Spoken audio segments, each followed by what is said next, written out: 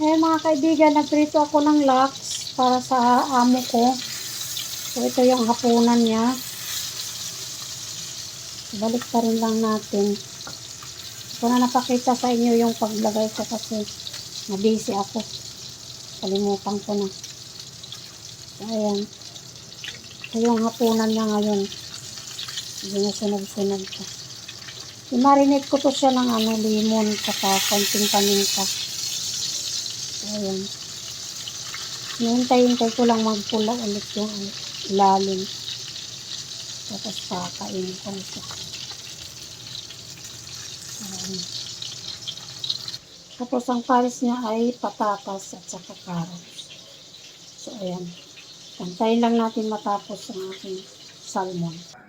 So ayan na mga kaibigan yung pagkain ng aking amo. So ayan. Punta na siya dito kay kakain.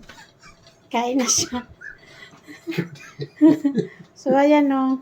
Ayan yung amo ko. Masungit minsan yan. Kasi medyo nagmiminopos na. So ayan ang amo ko, kumakain na siya.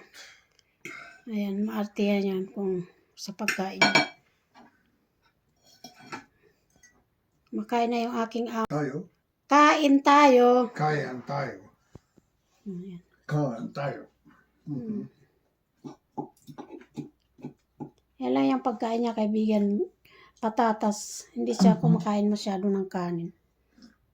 So, ayan.